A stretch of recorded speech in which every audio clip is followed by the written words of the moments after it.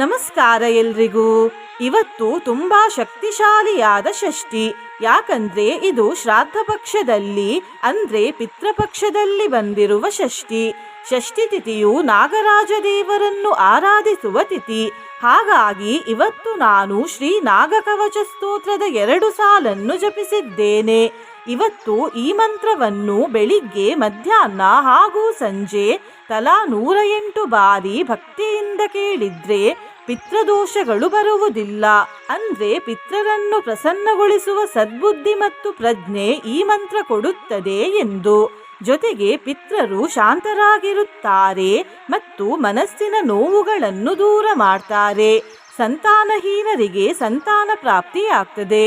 ಕ್ರೋಧ ಅನ್ನುವ ರಾಕ್ಷಸ ಅಥವಾ ದೋಷ ಅಥವಾ ವೈರಿ ನಿಯಂತ್ರಣಕ್ಕೆ ಬರ್ತದೆ. ನಾಗದೋಷ ನಿವಾರಣೆಯಾಗ್ತದೆ. ಆಪತ್ತಿನಿಂದ ರಕ್ಷಣೆ ಸಿಗ್ತದೆ ಮತ್ತು ಸರ್ವ ಕಾಮಾರ್ಥ ಸಿದ್ಧಿಯಾಗ್ತದೆ. ಈ ಫಲವನ್ನು ಮಂತ್ರದಲ್ಲೇ ಹೇಳಲಾಗಿದೆ. ಇಂತಹ ಷಷ್ಠಿ ವರ್ಷಕ್ಕೆ ಒಮ್ಮೆ ಮಾತ್ರ ಬರುವಂಥದ್ದು. ಹಾಗಾಗಿ ಇವತ್ತು ತಪ್ಪದೆ ಈ ಮಂತ್ರವನ್ನು ಕೇಳಿ. ನಾಗದೇವರಿಗೆ ಇವತ್ತು ಹಾಲು ಹಾಗೂ ಎಳನೀರಿನ ಅಭಿಷೇಕವನ್ನು ಮಾಡಿ ನಂತರ ಅರಶಿನವನ್ನು ಹಚ್ಚಿ. ಹೀಗೆ ಮಾಡುವುದರಿಂದ ಯಾವುದೇ ಸಮಸ್ಯೆ ಇದ್ರೂ ಅದು ಪರಿಹಾರವಾಗ್ತದೆ ಮತ್ತು ಮಕ್ಕಳಿಗೆ ವಿದ್ಯಾಭ್ಯಾಸದಲ್ಲಿ ಆಸಕ್ತಿ ಹುಟ್ಟುತ್ತದೆ. ನಿನ್ನೆ ನಾನು ಕೇಳಿದ ಪ್ರಶ್ನೆ, ಪಿತೃಪಕ್ಷದ ಕೊನೆಯಲ್ಲಿ ಯಾವ ಅಮಾವಾಸ್ಯೆ ಬರುತ್ತದೆ ಎಂದು. ಈ ಪ್ರಶ್ನೆಗೆ ಸರಿ ಉತ್ತರ ಬಿ, ಮಹಾಲಯ ಅಮಾವಾಸ್ಯೆ. ಸರಿ ಉತ್ತರ ಕೊಟ್ಟವರಲ್ಲಿ ಒಬ್ಬರ ಹೆಸರು ವಿನೋದ್ ಭಂಡಾರಿ. ವಿನೋದ್ ಭಂಡಾರಿಯವರೇ ಭಕ್ತಿ ಮಾಡುವುದನ್ನು ಬಿಡಬೇಡಿ ಅಂತ ಹೇಳ್ತಾ ಇವತ್ತಿನ ಪ್ರಶ್ನೆಯನ್ನು ನೋಡುವ. ನಾಗರಾಜ ದೇವರು ಯಾರು? ಎ, ಅಯ್ಯಪ್ಪ ದೇವರು, ಬಿ, ಗಣೇಶ ದೇವರು, ಸಿ, ಶಿವದೇವರು, ಡಿ, ಸುಬ್ರಹ್ಮಣ್ಯ ದೇವರು. ಈ ಪ್ರಶ್ನೆಗೆ ಸರಿ ಉತ್ತರ ಕೊಟ್ಟವರಲ್ಲಿ ಒಬ್ಬರ ಹೆಸರನ್ನು ನಾಳಿನ ವಿಡಿಯೋದಲ್ಲಿ ಹೇಳ್ತೇನೆ. ಬನ್ನಿ ಈಗ ಈ ಶಕ್ತಿಶಾಲಿ ನಾಗಕವಚ ಮಂತ್ರವನ್ನು 108 ಬಾರಿ ಭಕ್ತಿಯಿಂದ ಕೇಳುವ. ಅದಕ್ಕಿಂತ ಮುಂಚೆ ಓಂ ಶ್ರೀ ನಾಗರಾಜಾಯ ನಮಃ ಎಂದು ಕಮೆಂಟ್ ಮಾಡಿ. ಚಾನಲಿಗೆ ಹೊಸಬ್ರಾಗಿದ್ರೆ ಚಾನಲ್ ಅನ್ನು ಸಬ್ಸ್ಕ್ರೈಬ್ ಮಾಡಿ, ಹತ್ರ ಇರುವ ಬೆಲ್ ಬಟನ್ ಪ್ರೆಸ್ ಮಾಡಿ, ಆಲ್ ಅನ್ನುವ ಆಪ್ಷನ್ ಅನ್ನು ಸಿಲೆಕ್ಟ್ ಮಾಡಿ. ಆನ್ಲೈನಿಂದ ಅಗರಬತ್ತಿ ಸ್ಟ್ಯಾಂಡ್ ಅನ್ನು ಖರೀದಿಸುವವರು ಈ ವಿಡಿಯೋದ ಟ್ಯಾಗ್ ಮೂಲಕ ಅಗರಬತ್ತಿ ಸ್ಟ್ಯಾಂಡ್ ಅನ್ನು ಖರೀದಿಸಬಹುದು. ತಾರಾ ಬೀಜಂ ಶಿವಾ ಶಕ್ತಿ ಕ್ರೋಧ ಬೀಜಸ್ತು ಕೀಲಕಃ ಸರ್ವಕಾಮಾರ್ಥ ಸಿದ್ಧ್ಯರ್ಥೆ ವಿನಿಯೋಗಃ ಪ್ರಕೀರ್ತಿತಃ. ತಾರಾ ಬೀಜಂ ಶಿವಾ ಶಕ್ತಿ ಕ್ರೋಧ ಬೀಜಸ್ತು ಕೀಲಕಃ ಸರ್ವಕಾಮಾರ್ಥ ಸಿದ್ಧ್ಯರ್ಥೆ ವಿನಿಯೋಗಃ ಪ್ರಕೀರ್ತಿತಃ. ತಾರಾ ಬೀಜಂ ಶಿವಾ ಶಕ್ತಿ ಕ್ರೋಧ ಬೀಜಸ್ತು ಕೀಲಕಃ ಸರ್ವಕಾಮಾರ್ಥ ಸಿದ್ಧ್ಯರ್ಥೆ ವಿನಿಯೋಗಃ ಪ್ರಕೀರ್ತಿತಃ. ತಾರಾ ಬೀಜಂ ಶಿವಾ ಶಕ್ತಿ ಕ್ರೋಧ ಬೀಜಸ್ತು ಕೀಲಕಃ ಸರ್ವಕಾಮಾರ್ಥ ಸಿದ್ಧ್ಯರ್ಥೆ ವಿನಿಯೋಗಃ ಪ್ರಕೀರ್ತಿತಃ. ತಾರಾ ಬೀಜಂ ಶಿವಾ ಶಕ್ತಿ ಕ್ರೋಧ ಬೀಜಸ್ತು ಕೀಲಕಃ ಸರ್ವಕಾಮಾರ್ಥ ಸಿದ್ಧ್ಯರ್ಥೆ ವಿನಿಯೋಗಃ ಪ್ರಕೀರ್ತಿತಃ. ತಾರಾ ಬೀಜಂ ಶಿವಾ ಶಕ್ತಿ ಕ್ರೋಧ ಬೀಜಸ್ತು ಕೀಲಕಃ ಸರ್ವಕಾಮಾರ್ಥ ಸಿದ್ಧ್ಯರ್ಥೆ ವಿನಿಯೋಗಃ ಪ್ರಕೀರ್ತಿತಃ. ತಾರಾ ಬೀಜಂ ಶಿವಾ ಶಕ್ತಿ ಕ್ರೋಧ ಬೀಜಸ್ತು ಕೀಲಕಃ ಸರ್ವಕಾಮಾರ್ಥ ಸಿದ್ಧ್ಯರ್ಥೆ ವಿನಿಯೋಗಃ ಪ್ರಕೀರ್ತಿತಃ. ತಾರಾ ಬೀಜಂ ಶಿವಾ ಶಕ್ತಿ ಕ್ರೋಧ ಬೀಜಸ್ತು ಕೀಲಕಃ ಸರ್ವಕಾಮಾರ್ಥ ಸಿದ್ಧ್ಯರ್ಥೆ ವಿನಿಯೋಗಃ ಪ್ರಕೀರ್ತಿತಃ. ತಾರಾ ಬೀಜಂ ಶಿವಾ ಶಕ್ತಿ ಕ್ರೋಧ ಬೀಜಸ್ತು ಕೀಲಕಃ ಸರ್ವಕಾಮಾರ್ಥ ಸಿದ್ಧ್ಯರ್ಥೆ ವಿನಿಯೋಗಃ ಪ್ರಕೀರ್ತಿತಃ. ತಾರಾ ಬೀಜಂ ಶಿವಾ ಶಕ್ತಿ ಕ್ರೋಧ ಬೀಜಸ್ತು ಕೀಲಕಃ ಸರ್ವಕಾಮಾರ್ಥ ಸಿದ್ಧ್ಯರ್ಥೆ ವಿನಿಯೋಗಃ ಪ್ರಕೀರ್ತಿತಃ.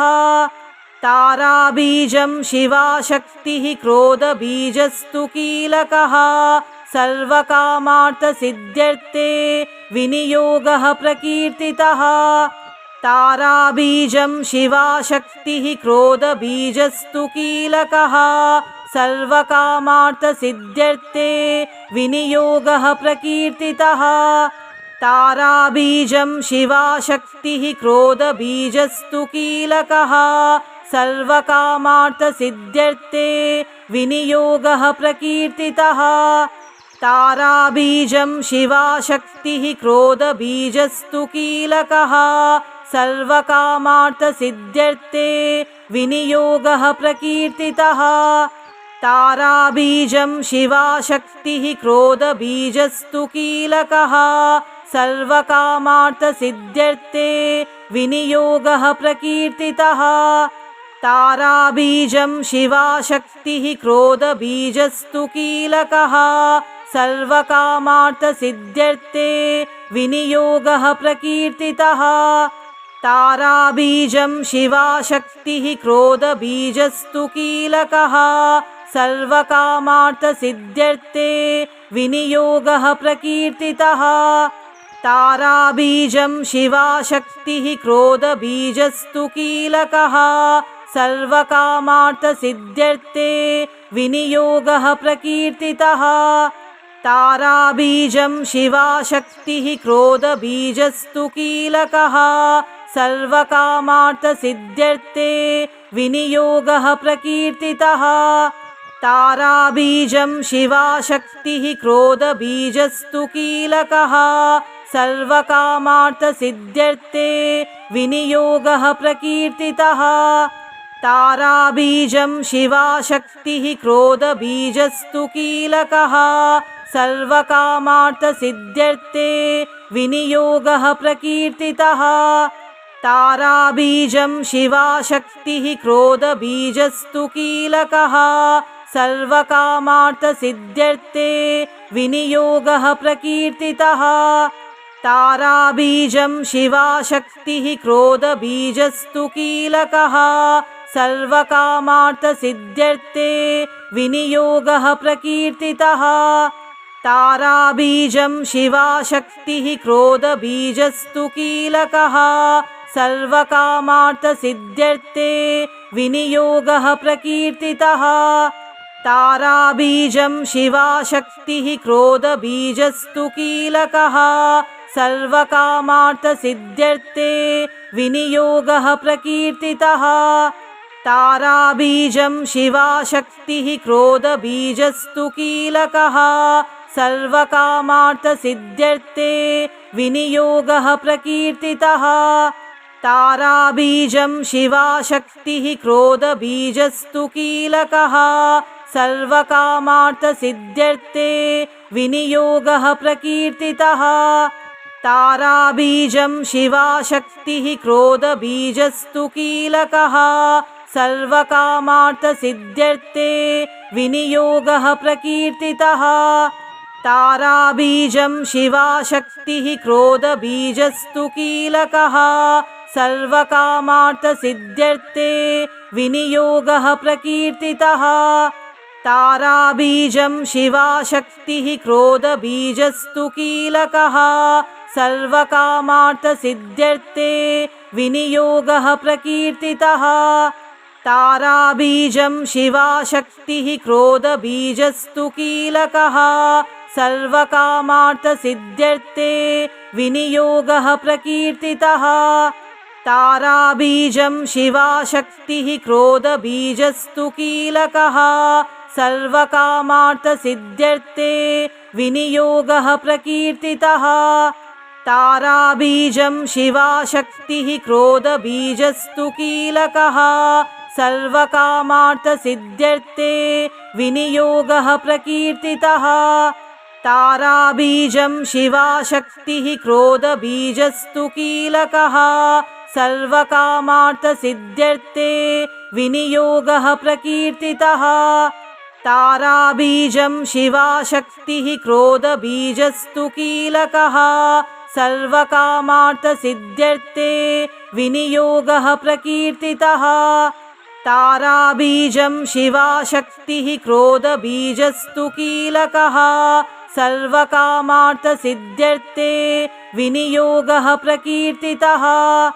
ताराबीजं शिवाशक्तिः क्रोधबीजस्तु कीलकः सर्वकामार्थसिद्ध्यर्थे विनियोगः प्रकीर्तितः ताराबीजं शिवाशक्तिः क्रोधबीजस्तु कीलकः सर्वकामार्थसिद्ध्यर्थे विनियोगः प्रकीर्तितः ताराबीजं शिवाशक्तिः क्रोधबीजस्तु कीलकः सर्वकामार्थसिद्ध्यर्थे विनियोगः प्रकीर्तितः ताराबीजं शिवाशक्तिः क्रोधबीजस्तु कीलकः सर्वकामार्थसिद्ध्यर्थे विनियोगः प्रकीर्तितः ताराबीजं शिवाशक्तिः क्रोधबीजस्तु कीलकः सर्वकामार्थसिद्ध्यर्थे विनियोगः प्रकीर्तितः ताराबीजं शिवाशक्तिः क्रोधबीजस्तु कीलकः सर्वकामार्थसिद्ध्यर्थे विनियोगः प्रकीर्तितः ताराबीजं शिवाशक्तिः क्रोधबीजस्तु कीलकः सर्वकामार्थसिद्ध्यर्थे विनियोगः प्रकीर्तितः ताराबीजं शिवाशक्तिः क्रोधबीजस्तु कीलकः सर्वकामार्थसिद्ध्यर्थे विनियोगः प्रकीर्तितः ताराबीजं शिवाशक्तिः क्रोधबीजस्तु कीलकः सर्वकामार्थसिद्ध्यर्थे विनियोगः प्रकीर्तितः ताराबीजं शिवाशक्तिः क्रोधबीजस्तु कीलकः सर्वकामार्थसिद्ध्यर्थे विनियोगः प्रकीर्तितः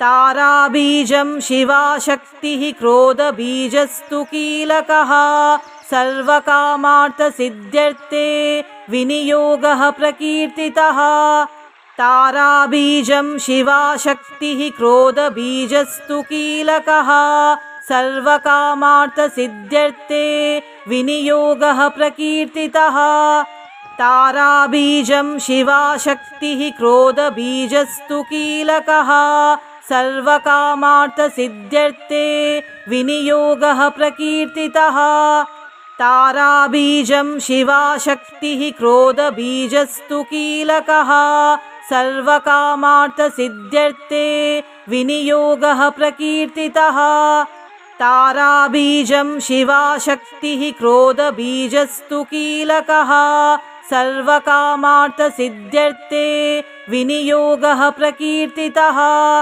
ताराबीजं शिवाशक्तिः क्रोधबीजस्तु कीलकः सर्वकामार्थसिद्ध्यर्थे विनियोगः प्रकीर्तितः ताराबीजं शिवाशक्तिः क्रोधबीजस्तु कीलकः सर्वकामार्थसिद्ध्यर्थे विनियोगः प्रकीर्तितः ताराबीजं शिवाशक्तिः क्रोधबीजस्तु कीलकः सर्वकामार्थसिद्ध्यर्थे विनियोगः प्रकीर्तितः ताराबीजं शिवाशक्तिः क्रोधबीजस्तु कीलकः सर्वकामार्थसिद्ध्यर्थे विनियोगः प्रकीर्तितः ताराबीजं शिवाशक्तिः क्रोधबीजस्तु कीलकः सर्वकामार्थसिद्ध्यर्थे विनियोगः प्रकीर्तितः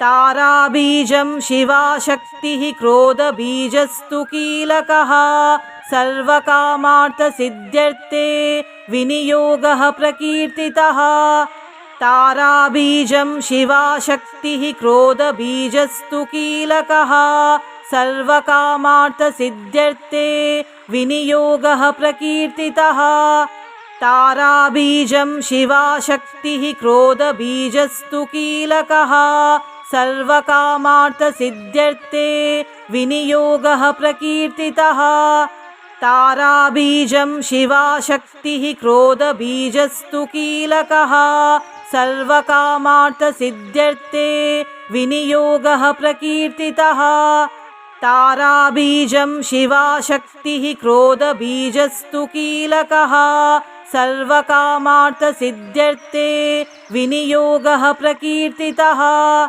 ताराबीजं शिवाशक्तिः क्रोधबीजस्तु कीलकः सर्वकामार्थसिद्ध्यर्थे विनियोगः प्रकीर्तितः ताराबीजं शिवाशक्तिः क्रोधबीजस्तु कीलकः सर्वकामार्थसिद्ध्यर्थे विनियोगः प्रकीर्तितः ताराबीजं शिवाशक्तिः क्रोधबीजस्तु कीलकः सर्वकामार्थसिद्ध्यर्थे विनियोगः प्रकीर्तितः ताराबीजं शिवाशक्तिः क्रोधबीजस्तु कीलकः सर्वकामार्थसिद्ध्यर्थे विनियोगः प्रकीर्तितः ताराबीजं शिवाशक्तिः क्रोधबीजस्तु कीलकः सर्वकामार्थसिद्ध्यर्थे विनियोगः प्रकीर्तितः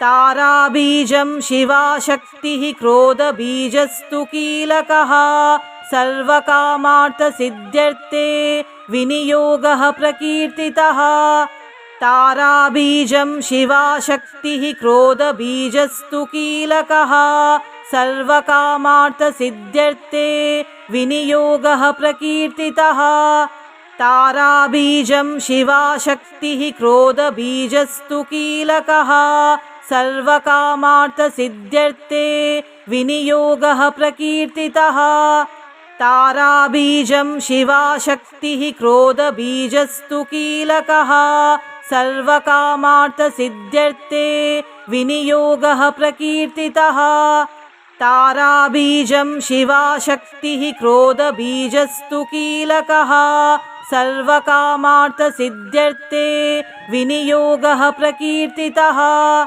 ताराबीजं शिवाशक्तिः क्रोधबीजस्तु कीलकः सर्वकामार्थसिद्ध्यर्थे विनियोगः प्रकीर्तितः ताराबीजं शिवाशक्तिः क्रोधबीजस्तु कीलकः सर्वकामार्थसिद्ध्यर्थे विनियोगः प्रकीर्तितः ताराबीजं शिवाशक्तिः क्रोधबीजस्तु कीलकः सर्वकामार्थसिद्ध्यर्थे विनियोगः प्रकीर्तितः ताराबीजं शिवाशक्तिः क्रोधबीजस्तु कीलकः सर्वकामार्थसिद्ध्यर्थे विनियोगः प्रकीर्तितः ताराबीजं शिवाशक्तिः क्रोधबीजस्तु कीलकः सर्वकामार्थसिद्ध्यर्थे विनियोगः प्रकीर्तितः ताराबीजं शिवाशक्तिः क्रोधबीजस्तु कीलकः सर्वकामार्थसिद्ध्यर्थे विनियोगः प्रकीर्तितः ताराबीजं शिवाशक्तिः क्रोधबीजस्तु कीलकः सर्वकामार्थसिद्ध्यर्थे विनियोगः प्रकीर्तितः ताराबीजं शिवाशक्तिः क्रोधबीजस्तु कीलकः सर्वकामार्थसिद्ध्यर्थे विनियोगः प्रकीर्तितः ताराबीजं शिवाशक्तिः क्रोधबीजस्तु कीलकः सर्वकामार्थसिद्ध्यर्थे विनियोगः प्रकीर्तितः ताराबीजं शिवाशक्तिः क्रोधबीजस्तु कीलकः सर्वकामार्थसिद्ध्यर्थे विनियोगः प्रकीर्तितः ताराबीजं शिवाशक्तिः क्रोधबीजस्तु कीलकः सर्वकामार्थसिद्ध्यर्थे विनियोगः प्रकीर्तितः ताराबीजं शिवाशक्तिः क्रोधबीजस्तु कीलकः सर्वकामार्थसिद्ध्यर्थे विनियोगः प्रकीर्तितः ताराबीजं शिवाशक्तिः क्रोधबीजस्तु कीलकः सर्वकामार्थसिद्ध्यर्थे विनियोगः प्रकीर्तितः ताराबीजं शिवाशक्तिः क्रोधबीजस्तु कीलकः सर्वकामार्थसिद्ध्यर्थे विनियोगः प्रकीर्तितः ताराबीजं शिवाशक्तिः क्रोधबीजस्तु कीलकः सर्वकामार्थसिद्ध्यर्थे विनियोगः प्रकीर्तितः ताराबीजं शिवाशक्तिः क्रोधबीजस्तु कीलकः सर्वकामार्थसिद्ध्यर्थे विनियोगः प्रकीर्तितः ताराबीजं शिवाशक्तिः क्रोधबीजस्तु कीलकः सर्वकामार्थसिद्ध्यर्थे विनियोगः प्रकीर्तितः ताराबीजं शिवाशक्तिः क्रोधबीजस्तु कीलकः सर्वकामार्थसिद्ध्यर्थे विनियोगः प्रकीर्तितः ताराबीजं शिवाशक्तिः क्रोधबीजस्तु कीलकः सर्वकामार्थसिद्ध्यर्थे विनियोगः प्रकीर्तितः ताराबीजं शिवाशक्तिः क्रोधबीजस्तु कीलकः सर्वकामार्थसिद्ध्यर्थे विनियोगः प्रकीर्तितः ताराबीजं शिवाशक्तिः क्रोधबीजस्तु कीलकः सर्वकामार्थसिद्ध्यर्थे विनियोगः प्रकीर्तितः ताराबीजं शिवाशक्तिः क्रोधबीजस्तु कीलकः सर्वकामार्थसिद्ध्यर्थे विनियोगः प्रकीर्तितः ताराबीजं शिवाशक्तिः क्रोधबीजस्तु कीलकः सर्वकामार्थसिद्ध्यर्थे विनियोगः प्रकीर्तितः ताराबीजं शिवाशक्तिः क्रोधबीजस्तु कीलकः सर्वकामार्थसिद्ध्यर्थे विनियोगः प्रकीर्तितः ताराबीजं शिवाशक्तिः क्रोधबीजस्तु कीलकः सर्वकामार्थसिद्ध्यर्थे विनियोगः प्रकीर्तितः ताराबीजं शिवाशक्तिः क्रोधबीजस्तु कीलकः सर्वकामार्थसिद्ध्यर्थे विनियोगः प्रकीर्तितः ताराबीजं शिवाशक्तिः क्रोधबीजस्तु कीलकः सर्वकामार्थसिद्ध्यर्थे विनियोगः प्रकीर्तितः ताराबीजं शिवाशक्तिः क्रोधबीजस्तु कीलकः सर्वकामार्थसिद्ध्यर्थे विनियोगः प्रकीर्तितः ताराबीजं शिवाशक्तिः क्रोधबीजस्तु कीलकः सर्वकामार्थसिद्ध्यर्थे विनियोगः प्रकीर्तितः ताराबीजं शिवाशक्तिः क्रोधबीजस्तु कीलकः सर्वकामार्थसिद्ध्यर्थे विनियोगः प्रकीर्तितः